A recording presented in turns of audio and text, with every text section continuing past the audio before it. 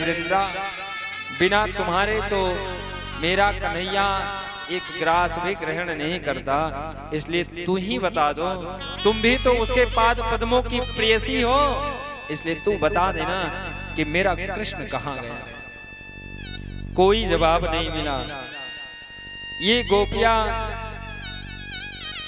पृथ्वी मैया से पूछती हैं कि मेरा कन्हैया कहीं भी गया होगा तो वो आपके ऊपर अपने उन 5 पद्मों को रखता हुआ तो ही गया होगा, इसलिए तुम बता दो कि वो कहाँ गया। तुम्हें तो जरूर पता होगा। लेकिन कोई जवाब नहीं मिला। और जब कोई जवाब नहीं मिलता, सिर्फ राधा रानी को लेकर के कृष्ण चले गए। अब ये गोपियां कृष्ण के विरह में इतनी विरहीन हो गईं, इतनी विरहीन हो गईं। और इधर राधा रानी के मन में जो मान हुआ था, राधा रानी ने सोचा कि ये गोपियां विरहीन हो गईं और कृष्ण मेरे लिए उन गोपियों को भी छोड़ करके चले आए। अब राधा रानी के मन में और भी मान अभिमान बढ़ गया। अब भगवान ने देखा कि राधा के मन में मान बढ़ रहा है। राधा ने कहा कि अब तो हमसे चला जाता नहीं, इतने पैदल कैसे हम चलें। तो कृष्ण ने कहा कि देवी एक काम करो ना, हमारे कंधे पर बैठ जाओ। और जैसे ही कंधा झुकाया तो राधा रानी कंधे पर बैठने चली, तो राधा को भी छोड़ करके कृष्ण चले गए।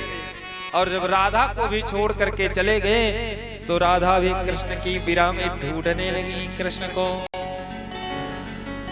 अब इधर उधर ढूंढती ढूंढती और उन गोपियों के पास राधा भी चली आई। कृष्णो अहम पश्यत गति, ये गोपियां ऐसी विरहीन हुई कि इनकी ऐसी परिस्थिति बन गई कि अब इन्हें तो ख्याल ही नहीं है कि ये कृष्ण है या गोपी हैं।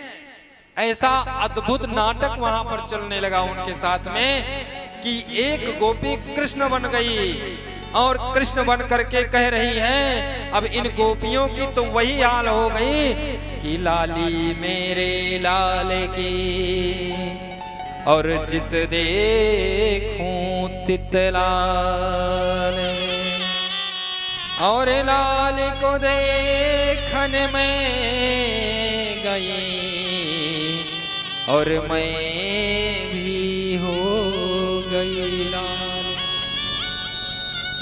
इन गोपियों ने कृष्ण के साथ इतनी देर रास क्या रचाया कि ये गोपियां अपने आप को ही कृष्ण समझ बैठी। अब एक गोपी कहती है कि आइए आइए ब्रजवासियों आइए, आज मैं कालिया नाग का मर्दन करने जा रहा हूं। अब एक गोपी कृष्ण बन करके और वो कालिया नाग का मर्दन कर रही है, तो एक गोपी कृष्ण बन करके कह रही है आइए आइए, मैं अपनी कन्नी उंगली पर देखो गोवर्धन को मैंने धारण कर लिया है। ऐसा नाटक चल रहा। ये गोपियां कृष्ण बन गई हैं। इनको स्वयं ऐसा ही प्रतीत हो रहा है कि मैं ही कृष्ण हूं। ऐसे विरह में हैं। इनके देह की सुध जो है वो पता ही नहीं है कि मैं कौन हूं।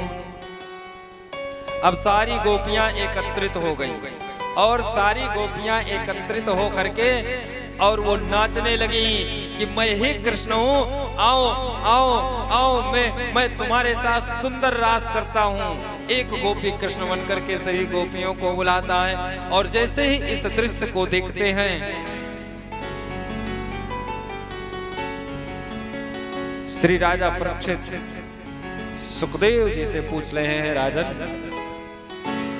सुखदेव जी से पूछ रहे हैं, गुरुवर इन गोपियों की क्या स्थिति है?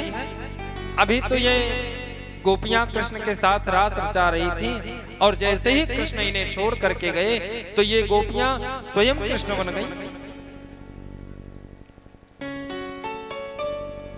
हे नाथ रमण प्रेष्ठ क्वासी क्वासी महाभुज, हे मेरे प्राणनाथ, हे मेरे प्राण वल्लभ, आप आ जाओ।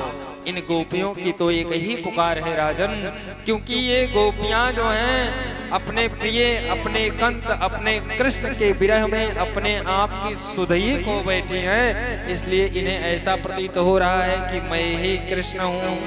अच्छा, इन गोपियों ने सोचा कि इनको होश आया, तो इन गोपियों ने सोचा कि शायद मेरे कृष्ण, मैं दूर तक भटकती चली आई हूँ खोजते खोजते, वो पुनः यमुना जी के तट पर ही पहुंच गए हूँ। फिर ये गोपियां पुनः लौट करके जाती हैं। पुनः पुलिन्मागत्य कालिंदा कृष्ण भावनः समवेत्ता जगो कृष्णम तदा गमन कांक्षितः। अब इन गोपियों के साथ राधा की भी मुलाकात हो गई। ये सारी गोपियां जा करके और यमुना जी के तट पर बैठ गईं, और यमुना जी के तट पर बैठ करके ये सारी गोपियां खोजते खोजते कृष्ण को अथक हो गईं, थक गई हैं ये गोपियां। और जब थक गईं तो ये गोपियां एक साथ में बैठ करके और एक गीत गाने लगी कृष्ण की विरह में।